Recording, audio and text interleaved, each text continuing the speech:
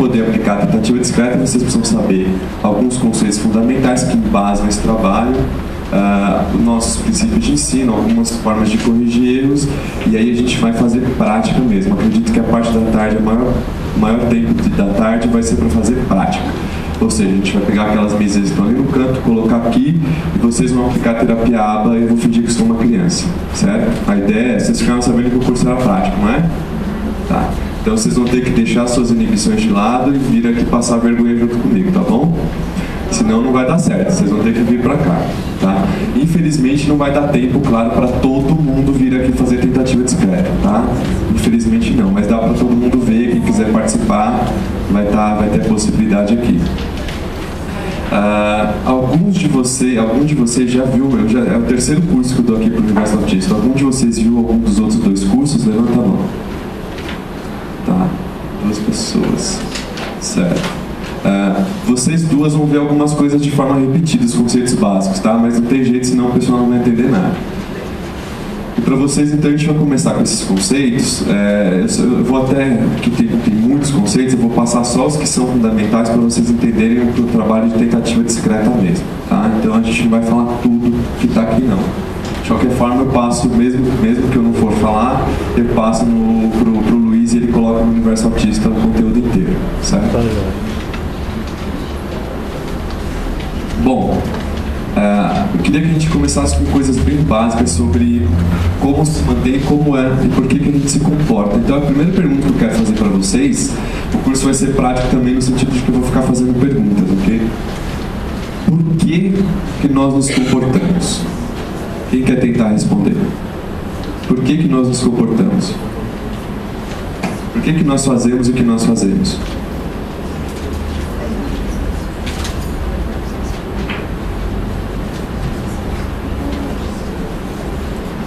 Vamos lá, gente.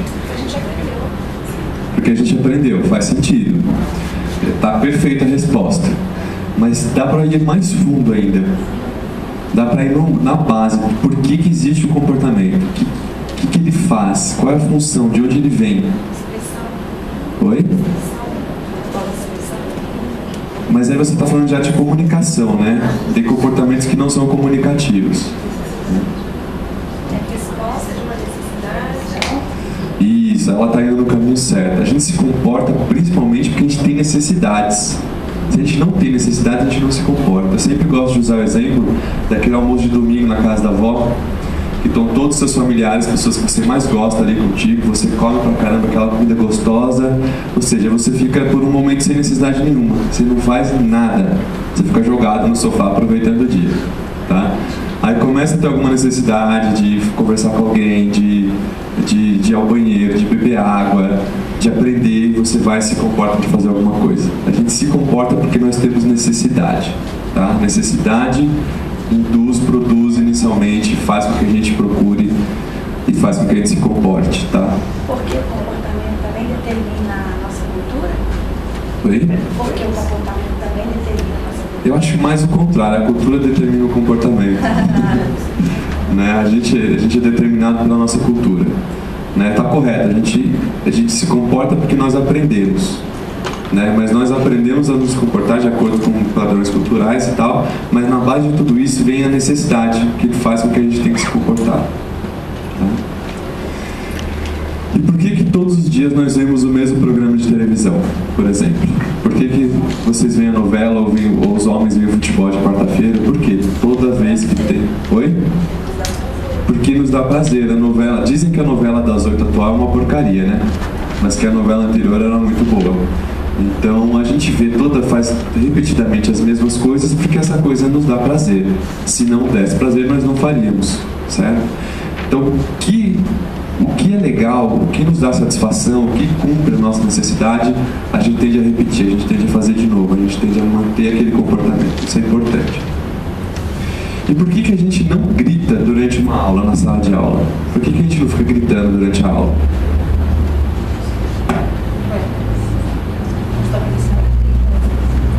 Isso, a gente não se comporta porque tem regras estabelecidas. E o que acontece se você se comporta, se você grita?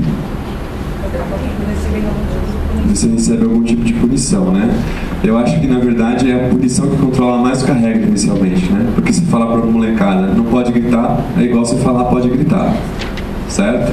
Aí ele começa a gritar, vai ficar de castigo, ganha bilhete na agenda, vai para a sala da diretora, começam a ter punições e ele para de se comportar.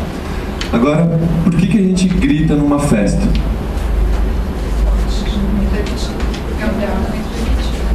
Gritar na sala de aula é um comportamento inadequado.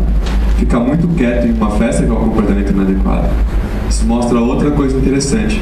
O ambiente controla o nosso comportamento também. Por esse mesmo motivo, a gente conta algumas coisas para os nossos amigos que a gente não conta para os nossos pais. O ambiente modifica, controla, diz o que é certo e diz o que é errado. E quando eu falo ambiente, tem que ficar claro que eu não estou me referindo só a ambientes amplos como esse. Um ambiente pode ser algo simples como um estímulo. Como é o seu nome? Adriana. O que é isso daqui? E o que é isso? Isso, para mim, na minha definição, já são dois ambientes diferentes, tá? Num ambiente, o estímulo relevante é o relógio. No outro ambiente, o estímulo relevante é o microfone.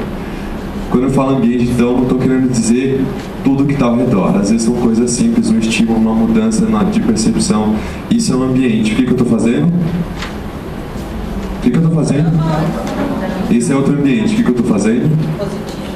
Tá? Então eu estou usando uma definição de ambiente em que um estímulo modificado já é um ambiente diferente, tá? E ambientes diferentes conduzem, levam, incentivam comportamentos diferentes, tá? Nesse ambiente, incentiva o comportamento de vocês dizerem, levantando a mão. Nesse ambiente, o comportamento de vocês falarem positivo, fazendo joia. Então, resumindo, nós nos comportamos geralmente porque nós queremos alguma coisa ou porque a gente quer fugir de uma situação desagradável, que não deixa de ser querer alguma coisa também, querer fugir daquela situação, certo? E isso, às vezes, quando eu falo isso, as pessoas falam, não, mas nem tudo são necessidades básicas. De fato, nem tudo são necessidades básicas, mas vocês estão aqui fazendo esse curso porque vocês têm alguma necessidade. Eu não sei se vocês são pais ou profissionais, mas vocês têm necessidade de ajudar alguma criança, eu imagino, de melhorar o comportamento de alguma criança. Essa é a necessidade de vocês, por isso vocês estão aqui hoje. Então, sempre há uma necessidade. Aliás, é uma boa pergunta. Queria saber quem é pai de criança com transtorno. Levanta a mão. Tá. Quem é profissional? A maioria é profissional, tá? Eu sou avó. Avó? Tá, avós, tem mais avós? Tá bom, só você. Você é a única entre nós. Quem é psicólogo? Pedagogo? Fonoaudiólogo? Fisioterapeuta? Médico? Educador físico? Terapeuta ocupacional? Algum que eu falei? Enfermeiro? Sei lá, engenheiro químico? Bom, não só nós nos comportamos porque nós temos uma necessidade, mas existem outros princípios básicos de por que o comportamento ocorre, tá? E de como funciona. Então, toda vez que nós nos comportamos, nós modificamos o ambiente. E, de forma semelhante, geralmente quando o ambiente muda, ele modifica o nosso comportamento também, certo? Então, coisa básica, como esse meu comportamento modifica o ambiente, tanto para mim, agora eu sinto minha mão de forma diferente, quanto para vocês. E o meu comportamento, fazer isso daqui agora é ambiente para vocês. Então, esse meu comportamento, que é um ambiente para vocês, modifica, por sua vez, o comportamento de vocês, certo? Então, todo comportamento modifica e é modificado pelo ambiente. E aí entra aquilo que a gente comentou agora há pouco, né? Os comportamentos que produzem o que nós queremos ou que fazem com que as nossas necessidades sejam cumpridas, sejam satisfeitas, tendem a acontecer com mais frequência, tendem a ser repetidos. A gente mantém o que funciona, em outras palavras. Se dá certo, a gente mantém. E o ambiente, o que eu estou chamando de contexto, mas estou querendo dizer ambiente, e até esse ambiente simples, igual eu mostrei para vocês, um ambiente controla o nosso comportamento. Ele diz o que é correto em cada situação, o que é adequado, o que é requerido em cada situação. Eu vou fazer daqui a pouco uma brincadeira com vocês para vocês entenderem essas ideias de forma bem legal. Na análise do comportamento, a gente tem uma visão um pouco diferente da tradicional sobre o que é comportamento. E eu me lembrei de uma coisa agora. Todo mundo sabe o que é aba? Todo mundo sabe o que é aba? Esses dias eu estava dando um curso, alguém falou, estava no meio do curso e alguém falou, você não falou pra gente o que é aba. Você estava falando pra gente o que é terapia aba e ninguém sabe o que é aba. ABA vem de Applied Behavior Analysis, análise do comportamento aplicado, tá? Então, todos os conceitos que a gente vai aprender aqui são de análise do comportamento, que é a teoria, a ciência que embasa a análise do comportamento aplicado, certo? Na análise do comportamento, a gente tem uma definição de comportamento um pouco diferente da tradicional. Para nós, pensamento e sentimento também são comportamentos, tá? Então, o comportamento para nós não é só o que a gente faz aqui visivelmente, que todo mundo vê. O que a gente pensa, o que a gente sente também é comportamento. E a gente tem razões para acreditar, por conta das nossas pesquisas, que os pensamentos e os sentimentos são da mesma forma, são controlados da mesma forma, possuem as mesmas propriedades nas respostas que todo mundo vê, tá? A única diferença é que enquanto eu levantar o braço, todos vocês veem. Quando eu penso no elefante, só eu vejo. Quando eu sinto fome, só eu vejo. Mas os comportamentos possuem e são controlados da mesma maneira. A gente, por conta disso, prefere definir e diferenciar entre respostas públicas, respostas que vocês veem, respostas privadas, respostas que só quem se comporta vê. Da mesma forma, estímulos públicos, que todo mundo vê, e estímulos privados, que só quem se comporta vê. Mas em termos de funcionalidade, eles são iguais, certo?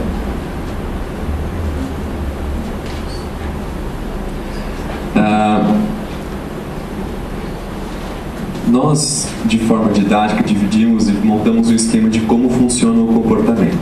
E esse esquema que eu vou mostrar para vocês, ele embasa todo o trabalho em tentativa discreta, que é o que a gente vai fazer aqui na prática. Então é fundamental entender o que eu vou mostrar agora. Se ficar alguma dúvida, vocês têm que perguntar. Então, o nosso comportamento, como eu falei, começa com uma motivação. A gente chama de operação motivadora, tá?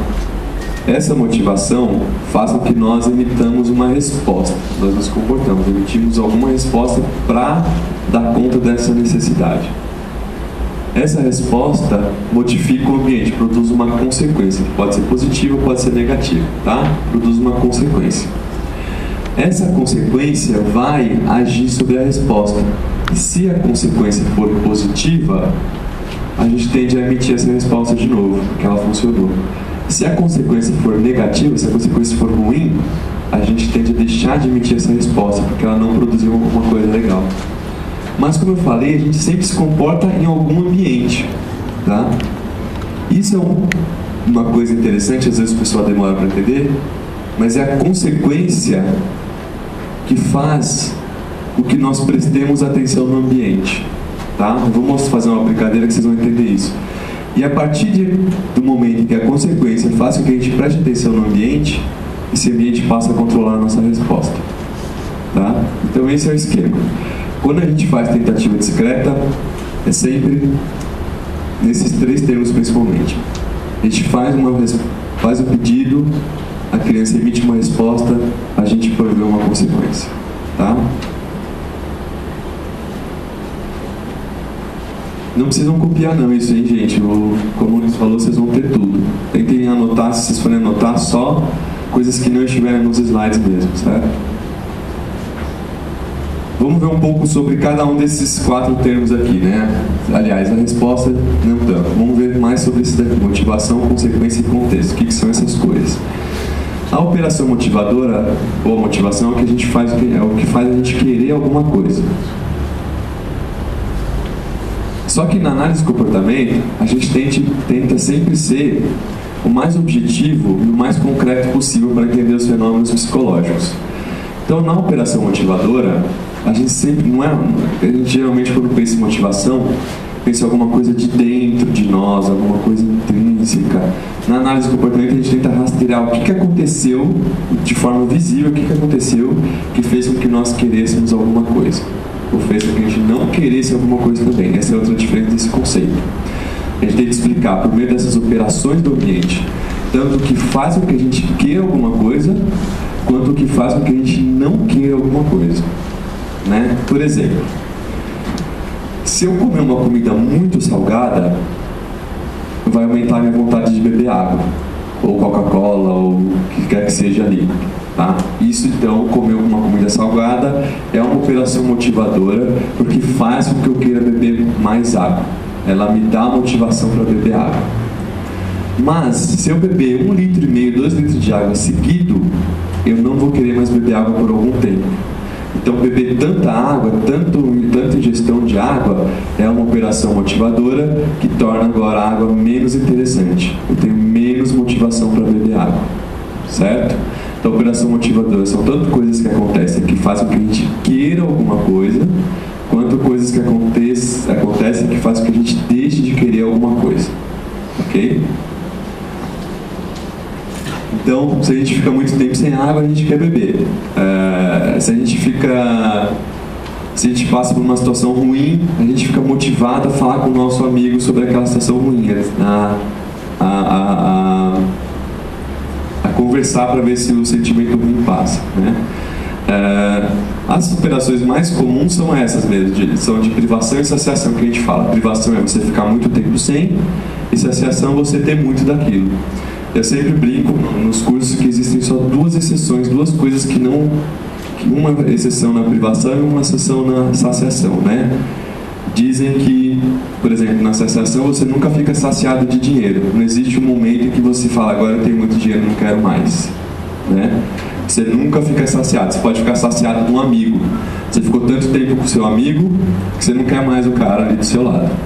Você ficou tanto tempo grudado com a pessoa que você gosta que você quer não precisa ir embora, mas fica ali no seu cantinho. Agora, com dinheiro, você sempre nunca fica saciado, tá? Eu sempre falo também que se um dia algum de vocês ficarem saciados de dinheiro, vocês podem falar comigo e eu alivio aí a situação de vocês, tá bom? E tem um estímulo que a gente nunca fica privado também, né? Que é a sogra. Não importa quanto tempo você fique longe da sua sogra, você não fica com vontade de tê-la por perto.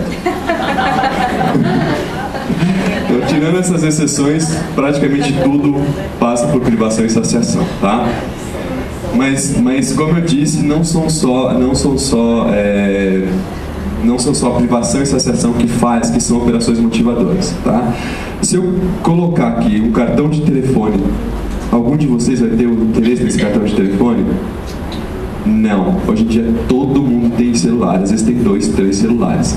Então, cartão de telefone, motivação 0 para ter, certo? Agora, vamos supor que dá um pau em todas as redes celulares, só funciona agora telefone público. De repente, aquele cartão virou o suprassumo. Se todo mundo precisar de fazer uma ligação e só tiver esse cartão, eu posso vender ele bem caro que vocês vão comprar. Tá? Então, essa operação motivadora de não ter mais telefone funcionando faz com que aquele cartão de repente se torne super interessante. Isso não é saciação nem privação. São coisas que acontecem e fazem com que a nossa motivação por alguma coisa mude. O importante a gente ver desse conceito, a gente vê ser o que a gente pode ver. E não necessariamente por motivação interna também, intrínseca. Claro que existe isso, mas é muito difícil de ver. Viu? O que a gente puder pegar e traçar o caminho no ambiente, no concreto, é melhor. Tem também os estímulos consequentes, né? A gente se comporta, o nosso comportamento produz uma consequência. Essas consequências, a gente vai ver mais sobre isso porque são importantes, mas essas consequências podem ser positivas, podem ser agradáveis, podem ser o que a gente chama de reforçadoras. E aí o comportamento que fez com que elas acontecessem passam a ser repetido, ou essas consequências podem ser ruins, negativas ou punitivas, como a gente fala. E aí o comportamento que produziu essas consequências ruins tende a desaparecer, certo? Você não vai ficar repetindo o que te causa desprazer. Se colocar o dedo na tomada e te causou um choque, a consequência foi o choque, você não vai ficar colocando o dedo na tomada, tá? Agora, se você está com sede, abriu a geladeira e conseguiu água, toda vez que você estiver com sede, mais provavelmente você vai lá na geladeira pegar água, porque esse comportamento funcionou, deu certo.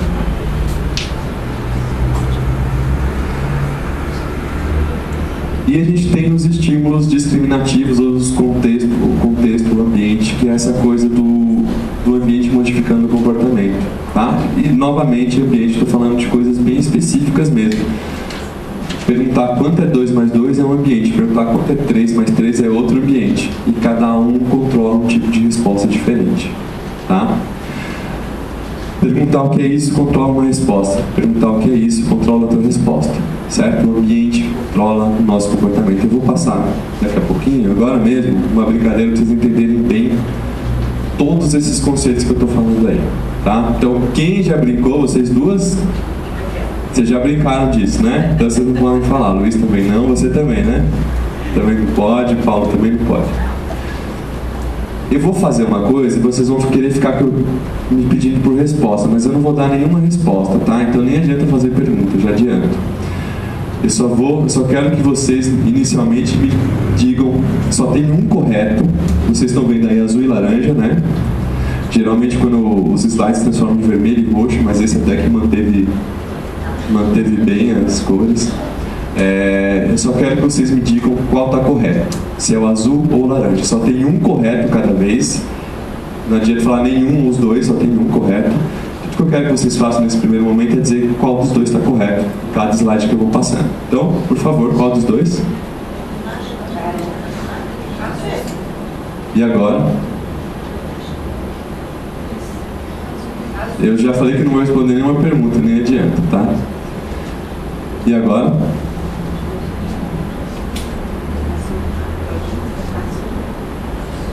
Vocês podem participar, tá, gente? Não custa nada. É de graça a participação? Não, é. Pode falar à vontade. Pode. Tá bom. E agora? E agora? E agora? E agora? E agora? E agora? E agora? E agora? E agora? Tá bom.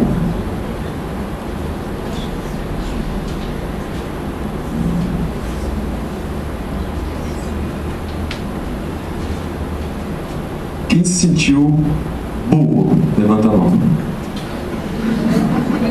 Obrigado pela honestidade. Às vezes eu pergunto assim: quem se sentiu burro? Ninguém levanta a mão. Aí eu pergunto: quem não entendeu nada? Aí todo mundo levanta a mão. Ninguém quer dizer que se sentiu burro. Vocês até que foram honestos. Obrigado. Quem se sentiu enganado? Levanta a mão. Enganado, ok. Quem se sentiu absolutamente perdido? Quem se sentiu desmotivado? Puxa, até que pouco só se sentiram desmotivados. Agora eu vou fazer a mesma brincadeira. Eu vou mudar só uma coisinha e ao final eu vou fazer algumas perguntas, tá? Inclusive qual foi essa pequena coisa que eu mudei, certo? Então vamos lá novamente. Eu queria que vocês tentassem participar, porque estava todo mundo muito quieto. Dessa vez tentem participar novamente. Qual está correto? Não é o laranja? Qual está correto? Perfeito. E agora? Azul, muito bem. E agora? Ótimo, gente, é o azul. E agora? Perfeito, é o azul mesmo. Excelente. E agora? Azul, muito bom. E agora? Não é o azul. Laranja, muito bom. E agora? Excelente, pessoal. É o laranja. E agora? Perfeito, pessoal, muito bom. Vocês são muito inteligentes, parabéns. E agora? Eu estou embasbacado com a inteligência de vocês. E agora? Quem falou laranja está corretíssimo. E agora?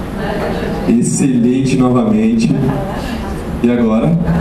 Azul, quem falou azul está perfeito.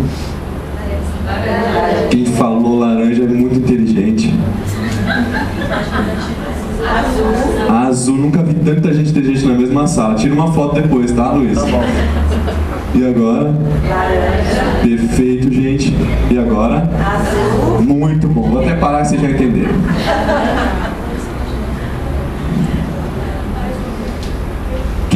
consegue dizer, para começar, a regra?